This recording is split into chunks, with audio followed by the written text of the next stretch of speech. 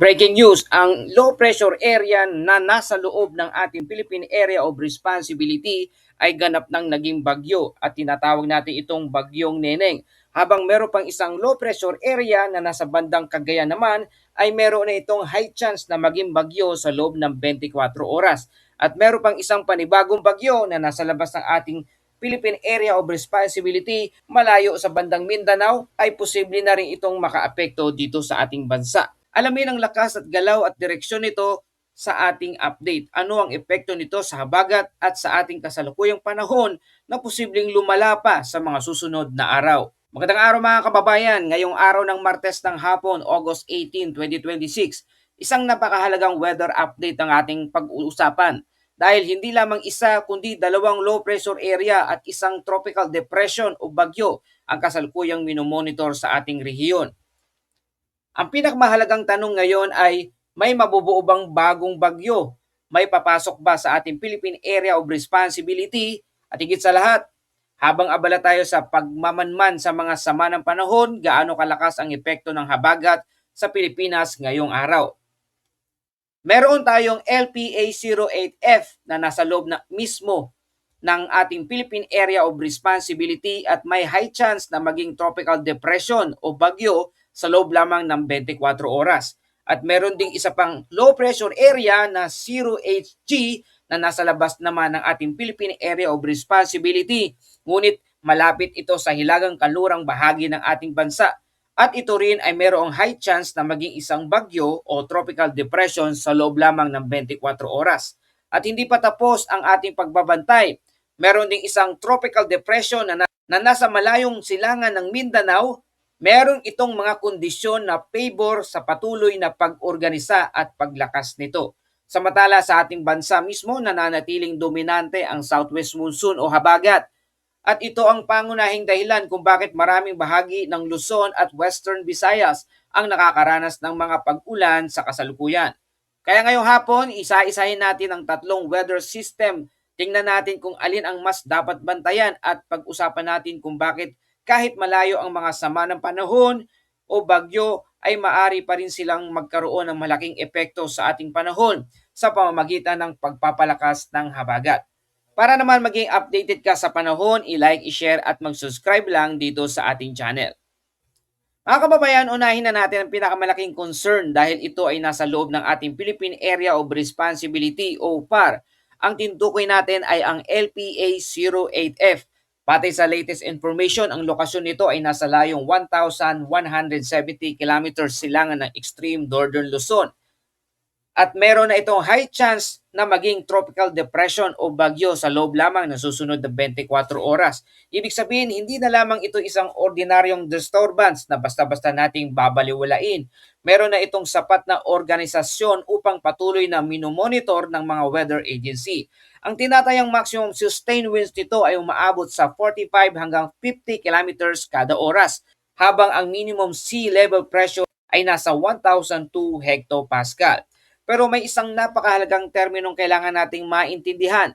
Ang sistemang ito ay kasalukuyang inilalarawan bilang isang monsoon depression. At kapag sinabi nating monsoon depression, hindi ibig sabihin nito na isa itong ganap na tropical cyclone. Ito ay isang malawak na cyclonic circulation, kadalasan ay napakalawak kumpara sa isang ordinaryong tropical depression o bagyo. Sa ganitong sistema, maaring napakalawak ng wind field nito. Kaya kahit hindi pa ito isang organisadong bagyo na may malinaw na compact center, maari pa rin itong magkaroon ng malaking impluensya sa pattern ng hangin at moisture sa paligid nito. At dito nagiging dahil ang isang malawak na sirkulasyon ay maaring makaapekto sa southwest monsoon.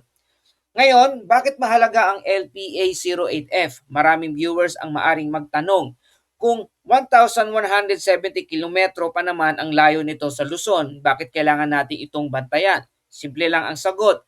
Hindi lamang ang mismong sentro ng sama ng panahon ang mahalaga. Mahalaga rin ang sirkulasyon, wind field, moisture at interaction nito sa habagat. Kapag ang isang weather disturbance ay nagkaroon ng sapat na laki at organisasyon, maaari nitong baguhin ang distribution ng hangin sa paligid nito.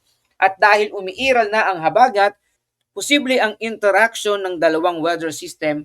Ang resulta, mas maraming moisture ang maaring mahatak patungo sa western side ng Luzon at kapag ang moisture ay patuloy na pumapasok sa ating bansa, maaring maging mas madalas at mas matagal ang mga pag-ulan dito sa ating bansa. Kaya ang sitwasyong ito ay hindi lamang natin tinatanong, lalakas pa ba ang LPA? Ang mas mahalagang tanong ay ano ang magiging epekto nito sa habagat at sa rainfall pattern dito sa ating bansa. At yan ang dapat nating bantayan sa mga susunod na update.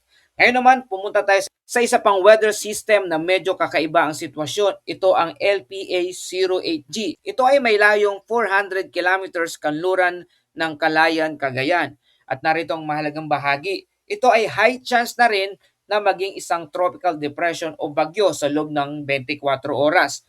Kaya dalawang LPA ang may mataas na posibilidad ng development. Isa ay ang nasa loob ng Philippine Area of Responsibility at ang isa naman ay nasa labas ng Philippine Area of Responsibility ngunit nasa mas kanlurang bahagi. Ngayon, ang LPA-08G ay may estimated maximum sustained wind na 25 hanggang 30 kilometers kada oras at merong minimum sea level pressure na 1,002 hectopascal. Batay sa satellite imagery, meron itong isang weak area of turning. Ngunit ang convection nito ay hindi pa organisado. Ibig sabihin meron itong circulation ngunit hindi pa ito ang tipong meron ng malakas at wind-filled and well-defined na core. At ito ang dahilan kung bakit mahalaga ang susunod na 24 oras. Kung magpapatuloy ang organisasyon nito at magiging mas malinaw na ang sirkulasyon, maaaring tumaas pa ang confidence sa development nito. Mga kababayan, kung mapapansin nyo, dalawang high chance system na LPA, pero huwag magpanik. Kapag narinig natin ang salitang high chance of development, hindi ibig sabihin na nito ay siguradong magiging malakas na bagyo. At hindi rin ibig sabihin nito ay siguradong tatama ito sa Pilipinas. Ang ibig sabihin lamang ay mas mataas ang posibilidad na maabot ng sistema ang classification criteria para sa isang tropical depression sa loob na tinutukoy nating panahon. Kaya hindi dapat agad magpanik. Ang dapat gawin ay mag-monitor. Dahil maaring magbago ang track, intensity at structure ng isang tropical system habang ito ay naglalakbay. At ngayon, pumunta naman tayo sa ikatlong sistema. Meron tayong tropical depression o bagyo na minomonitor sa labas ng ating Philippine Area of Responsibility. Napakalayo nito. Ito'y may layong 3,160 kilometro silangan ng northeastern Mindanao. At kahit napakalayo pa nito, interesado ang sistemang ito dahil may nakikitang may senyalis na patuloy na development. Batay sa satellite imagery, mabilis na nabubuo ang isang low-level circulation center nito. May convection na nakikita particular sa southern semicircle. Ang pinakamalakas na hangin ay tinatayang nasa 20 hanggang 25 knots o humigit kumulang 37 hanggang 46 kilometers kada oras. Ngayon ang tanong, bakit pabor ang kapaligiran ng tropical depression? Una, ang wind shear. Kapag masyadong malakas ang vertical wind shear, maaring maputol o maitulak palayo ang convection mula sa circulation ng sentro. Pero ang sistemang ito ay tinatayang nasa 10 hanggang 15 knots lamang ang wind shear. Yan ay relatively favorable para sa development ng bagyo. Ikalawa, ang outflow. May magandang equator outflow. Ang outflow ay parang mekanismo kung saan nailalabas ng hangin mula sa upper portion ng storm. Kapag maganda ang outflow, mas madaling magpatuloy ang rising motion at organization ng tropical cyclone. At ang pangatlo, ang sea surface temperature. Ang dagat sa paligid nito ay nasa 29 hanggang 30 degrees Celsius. So mainit po siya. At ang mainit na karagatan ay nagbibigay ng malaking supply ng moisture at latent heat na maaring makatulong sa tropical cyclone development. Kaya hindi nakakagulat na ang mga forecast model ay nagpapakita ng posibilidad na patuloy itong mag-intensify. Mga kababayan, ngayong araw may tatlong weather system na tayong tinututukan. Isa rito ay maaring maging bagyong Neneng na maaring makaapekto sa ating panahon dito sa ating bansa. Sa mga susunod na araw, patuloy tayong umantabay sa ating susunod na updates para sa lagay ng panahon sa buong bansa. Para malaman natin ang lagay ng panahon mula Luzon, Visayas at Mindanao, panoorin nyo lamang po ang mga naunang video natin kaninang umaga. At ito ang ating quick update ngayong hapon. Kung nakatulong sa inyo ang balitang ito, please like, share, and subscribe. Salamat sa iyong suporta. Ito ang Pilipinas Weather ngayon na lagi nagpapaalala, mag-ianda, mag-iligtas, mag-alerto, ingat tayong lahat.